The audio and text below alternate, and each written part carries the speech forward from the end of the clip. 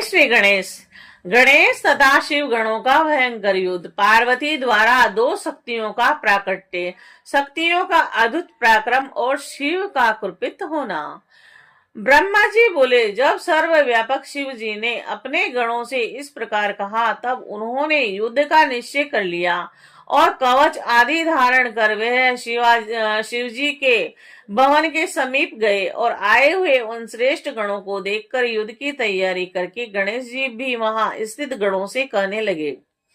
गणेश जी बोले, शिव की आज्ञा का पालन करने वाले आप सब गण आए और मैं अकेला बालक होते हुए भी अपनी माता पार्वती की आज्ञा का पालन करूंगा।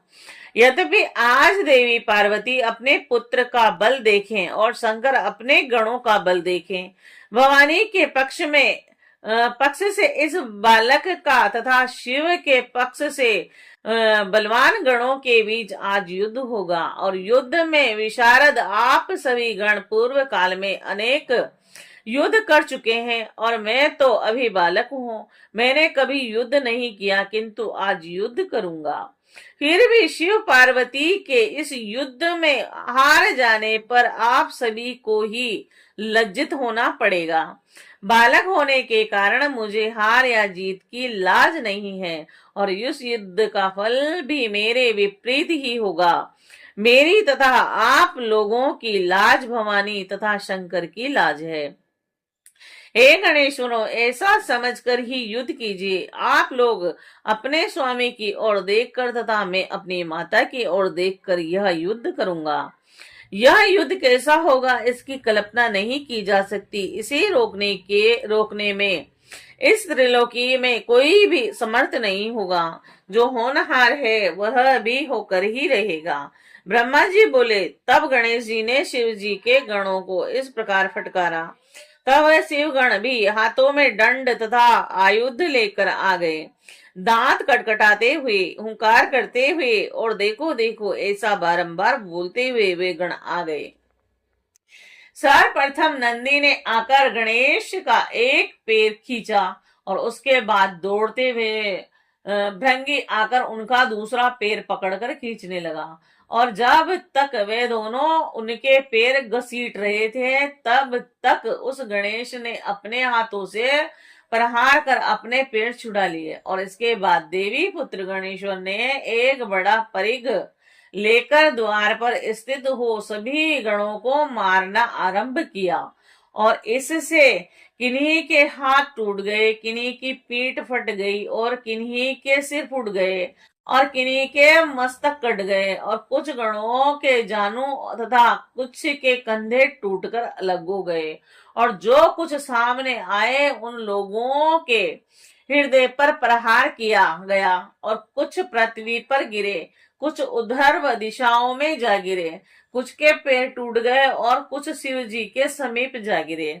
और उनमें कोई भी ऐसा गण नहीं था जो संग्राम में गणेश के सामने दिखाई पड़े और जैसे सिंह को देखकर मृग 10 दिशाओं में भाग जाते हैं उसी प्रकार वे हजारों गण भाग गए और वे गणेश पुनः लौटकर द्वार पर स्थित हो गए और जिस प्रकार कल्पांत के समय काल भयंकर दिखाई पड़ता है उसी प्रकार उन सभी ने गणेश को काल के समान प्रलयकाली देखा।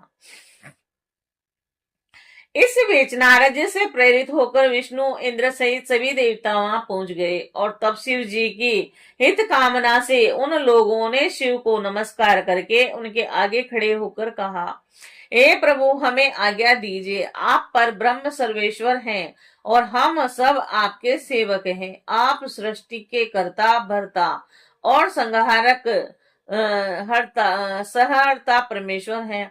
आप स्वयं निर्गुण होते हुए भी अपनी लीला से सत्व रज और तम रूप हैं। हे प्रभु, आपने इस समय कौन सी लीला प्रारंभ की है, हमें बताइए। ब्रह्मा जी बोले, हे मुनि श्रेष्ठ, उनका यह वचन सुनकर महेश्वर अपने घायल गणों की ओर देखकर उनसे सब कुछ कहा और इसके बाद है मुनि सप्तम पार्वती पति सर्वेश्वर शंकर हंसकर मुझ ब्रह्मा से कहने लगे। शिवजी बोले, हे ब्राह्मण सुनिए, मेरे द्वार पर एक महाबली बालक लाठी हाथ में लिए खड़ा है। और वह सबको घर में जाने से रोकता है। वह भयंकर प्रहार करने वाला है और उसने मेरे पार्षदों को मार गिराया है और मेरे गणों को बलपूर्वक पराजित कर दिया है। हे ब्राह्मण, आप ही वहां जाएं और इस महाबली को प्रसन्न करें। हे ब्राह्मण, हे विदेह, जैसी नीति हो वैसा व्यवहार करें। ब्रह्मा जी बोले कि हे तात, शिव जी के इस वचन को सुनकर, विशेष बात को न जानकर, अज्ञान से मोहित हुआ मैं सभी ऋषियों के साथ उनके पास गया। महाबली गणेश मुझे आते हुए देखकर क्रोध करके मेरे सन्निकट आकर मेरी दाढ़ी उखाड़ने लगा। हे देव, क्षमा कीजिए, मैं यहाँ युद्ध के लिए नहीं आया हूँ। मैं तो ब्राह्मण हूँ, मुझ पर कृपा कीजिए। मैं उपद्रव रहित हूँ तथा शांति कराने वाला हूँ। अभी मैं ऐसा कह ही रहा था कि तभी हे नारद, युवा के समान महापराक्रमी महावीर उस बालक गणेश ने हाथ में परिघ ले लिया और तब उस महाबली गणेश को परिघ धारण किए हुए देखकर मैं शीघ्रता से भाग गया और मेरे साथ के लोग कहने लगे, यहाँ से भागो भागो। इतने में ही उसने उन्हें परिघ से मारना प्रारंभ कर दिया और जिससे कुछ तो स्वयं गिर गए और कुछ को उसने मार गिराया और कुछ लोग उसी क्षण शिव जी के समीप जाकर पूर्ण रूप से उस वृत्तांत को शिव जी से कहने लगे। उन्हें वैसा देखकर और उस घटना को सुनकर लीला विशारद शिव जी को अपार क्रोध उत्पन्न हुआ। तब उन्होंने इंद्र आदि देव गणों, कार्तिकेय आदि प्रमुख गणों और भूतों, प्रेतों और पिशाचों को आज्ञा दे दी। शिव जी के द्वारा आदिष्ट वह लोग यथा योग्य हाथों में आयुध लिए हुए उस गणेश को मारने की इच्छा से सभी दिशाओं में गए और जिसका जो विशेष अस्त्र था उन अस्त्रों से बलपूर्वक बालक गणेश पर प्रहार करने लगे। उस समय चराचर सहित त्रिलोकी में हाहाकार मच गया और तीनों लोकों में रहने वाले सभी लोग अत्यंत संशय में पड़ गए। वे आश्चर्यचकित हो कहने लगे कि अभी ब्रह्मा की आयु समाप्त नहीं हुई है और इस ब्रह्मांड का नाश कैसे हो रहा है। निश्चय ही यह शिव की ही इच्छा है जो अकाल में ही ऐसा हो रहा है। और उस समय कार्तिकेय आदि जितने भी देवता थे वे सभी वहां आए और उन सभी के शस्त्र व्यर्थ हो गए और जिनके कारण वे आश्चर्यचकित हो उठे। इसी बीच ज्ञानदायिनी देवी जगदम्बा उस संपूर्ण घटना को जानकर अपार क्रोध में भर गई और हे मुनीश्वर, उस समय वहां पर उन देवी ने अपने गण की इस प्रकार की सहायता के लिए 2 शक्तियों का निर्माण किया। और हे मुने, जिसमें एक प्रचंड रूप धारण कर काले पहाड़ की गुफा के समान मुख फैला खड़ी हो गई और दूसरी बिजली के समान रूप धारण करने वाली, बहुत हाथों वाली तथा दुष्टों का दंड करने वाली भयंकर महादेवी थी। उन दोनों शक्तियों ने देवताओं के द्वारा छोड़े गए समस्त आयुध पकड़कर बड़ी शीघ्रता से अपने मुख में डाल लिए और उस समय किसी देवता का एक भी शस्त्र वहां नहीं दिखाई दे रहा था। केवल चारों ओर गणेश का परिघ ही दिखाई पड़ रहा था और इस प्रकार उन दोनों ने वहां अत्यंत अद्भुत चरित्र किया और पूर्व समय में जिस प्रकार गिरीश श्रेष्ठ मंद्रांचल ने क्षीर सागर का मंथन किया था उसी प्रकार अकेले उस बालक ने समस्त दुस्तर देव सेना को मत डाला। अब अकेले गणेश के द्वारा मारे पीटे गए इंद्र आदि देवगण तथा शिवगण व्याकुल हो गए और इसके बाद गणेश के प्रहार से व्याकुल हुए वे सभी एकत्र होकर बारंबार श्वास छोड़ते हुए आपस में कहने लगे। देवगण बोले, अब क्या करना चाहिए और कहाँ जाना चाहिए? 10 दिशाओं का ज्ञान ही नहीं हो रहा है। यह बालक तो दाएं बाएं परिघ घुमा रहा है।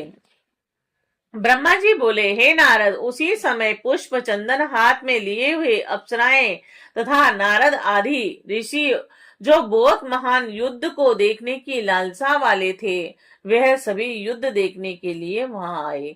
हे मुनिश्रेष्ठ, उस समय उनके द्वारा आकाश मार्ग भर गया और वे अप्सराएं ऋषिगण उस युद्ध को देखकर अत्यंत आश्चर्यचकित हो गए। वे कहने लगे, इस प्रकार का युद्ध तो कभी भी देखने में नहीं आया। और उस समय समुद्र सहित सारी पृथ्वी कांपने लगी तथा पर्वत गिरने लगे। वे संग्राम की सूचना दे रहे थे। आकाश ग्रह एवं नक्षत्र मंडल घूमने लगे और जिससे सभी व्याकुल हो उठे। सभी देवता तथा गण भाग गए और केवल पराक्रमी तथा महावीर कार्तिकेय ही नहीं भागे और सबको रोककर गणेश के सामने डटे रहे। और उन दोनों शक्तियों ने उस युद्ध में सभी को असफल कर दिया और देवताओं के द्वारा चलाए गए सभी शस्त्रों को काट दिया। जो लोग शेष बच गए थे वे सब शिव जी के समीप आ गए तथा सभी देवता तथा शिवगण तो भाग ही चुके थे। उन सभी ने मिलकर शिव को बारंबार नमस्कार कर बड़ी शीघ्रता से पूछा, हे प्रभु, यह श्रेष्ठ गण कौन है? हम लोगों ने पहले भी युद्ध का वर्णन सुना था और इस समय भी युद्ध से बहुत से युद्ध देख रहे हैं, किंतु इस प्रकार का युद्ध न तो कभी देखा गया और न कभी सुना गया। हे देव, आप कुछ विचार कीजिए, अन्यथा जय नहीं हो सकती। हे स्वामिन, आप ही इस ब्रह्मांड के रक्षक हैं, इसमें संदेह नहीं है। ब्रह्मा जी बोले। उनका यह वचन सुनकर परम क्रोधी रुद्र कोप करके अपने गणों सहित वहां गए और तब देवगणों की सेना भी चक्रधारी विष्णु के साथ महान उत्सव करके शिव जी के पीछे पीछे गई। हे नारद, इसी बीच आपने देव महेश्वर को भक्ति पूर्वक हाथ जोड़कर नमस्कार करके कहा। नारद जी बोले, हे देव महादेव, हे वे प्रभु, मेरा वचन सुनिए। आप सर्वत्र व्याप्त हैं और सबके स्वामी हैं तथा नानाविध लीलाओं को करने में प्रवीण हैं। आपने महालीला करके गणों के गर्व को दूर कर दिया है शंकर। आपने इनको बल देकर देवताओं के गर्व को भी नष्ट कर दिया। हे नाथ, हे शंभु, स्वतंत्र तथा सभी को गर्व को चूर करने वाले, आपने इस भुवन में अपना अद्भुत बल दिखाया। हे भक्त वत्सल, अब आप उस लीला को मत कीजिए और अपने इन गणों का तथा देवताओं का सम्मान कर कर इनकी रक्षा कीजिए। ये ब्रह्म पददायक, अब इन्हें मत खिलाइए और इन गणों का वध कीजिए। हे नारद, इस प्रकार कहकर आप वहां से अंतर्ध्यान हो गए।